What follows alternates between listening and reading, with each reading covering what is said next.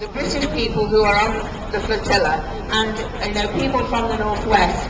Now we've got somebody here who can actually tell you he's got names of people that we know are missing, and there are a number of British people involved in that. When the Israelis boarded the ships, they did so at 4:30 in the morning, under cover of the darkest hour of the night. They did so with stun grenades, they did so with tear gas, they did so with live rounds. The first death occurred before they got onto the boats. They were firing as they approached. Let's be clear about who the terrorists are here. It is not the 8 volunteers. They had no guns aboard until the Israeli soldiers brought those guns aboard.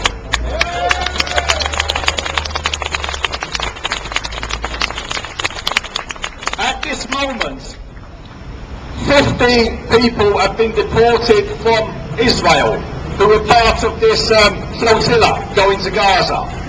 There are still 3 boats that are preparing to continue towards Gaza, who were delayed by sabotage just off the coast of Cyprus.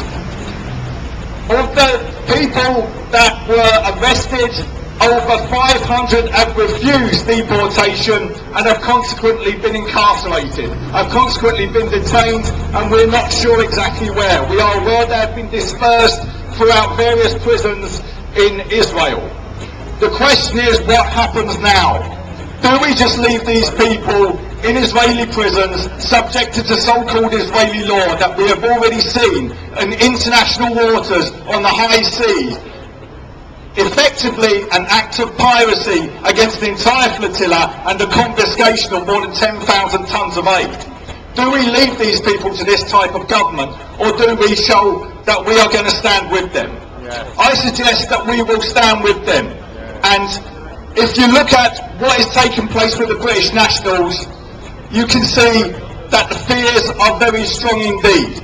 2 in particular of those nationals I want to draw attention to. So far we know of 28 British nationals who have been arrested and detained. Of those, 2 are centrally important. The first is Searle, who was one of the main organisers of the Palestinian Solidarity Campaign and one of the main organisers of the Gaza Aid Flotilla. The second is Kevin Ovenden, who has already led 3 Viva Palestina convoys into Gaza, breaking the blockade. Both of these people, we believe, are at extreme risk at this moment. They are being held. We are not being told where. We are not even being told that they are in Israeli hands. We simply know that they are missing and that they went missing when the Israelis attacked the flotilla in international waters. I'll read out a list now of 28 people. I would urge you to contact your local MP. I would urge you to contact the press. I would urge you to contact the Foreign Office. The Foreign Office so far is refusing to reply to our request that they help release these people.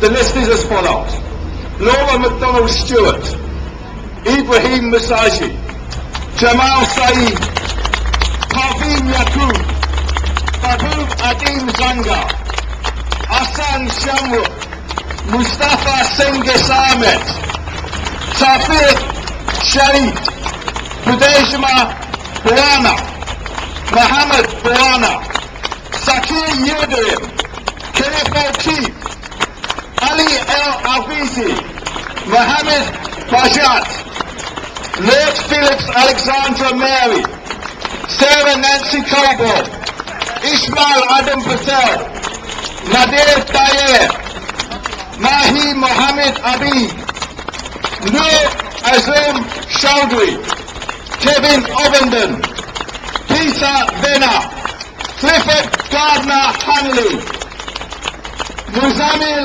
Leif Chaudhry, Jamaluddin El Shaya, Hassan Albana Ghani, Lazrak Salah, and Ali Altam. These 28 people are British heroes.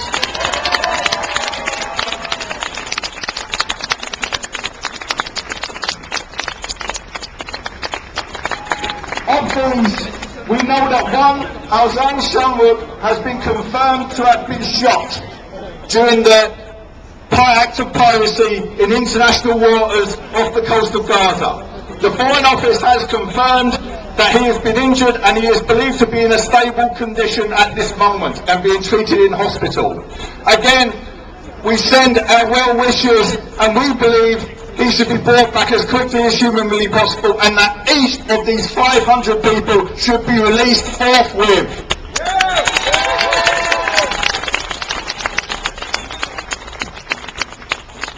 My final point is two interesting pieces of news. The first is that the dictator of Egypt, Mubarak, who so viciously attacked the Viva Palestina convoys that tried to enter through the Rafah crossing into Gaza last year and earlier this year, he has decided to open the Rafah crossing. At this moment, the opening is indefinite. We believe that this blockade must come down. We believe it is a travesty that an Arab regime is busy doing Israel's dirty work. We believe the Rafah crossing should be permanently opened and aid should be allowed in on a permanent basis. Our final point, the Prime Minister of Turkey, Prime Minister Erdogan, has said that he will personally lead the next flotilla. He will personally travel on board.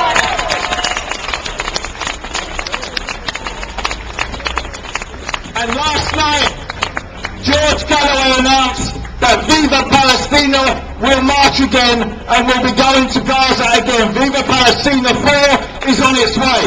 We will be organising it this year. The fact is, we have reached an impasse and we will bring this blockade to an end.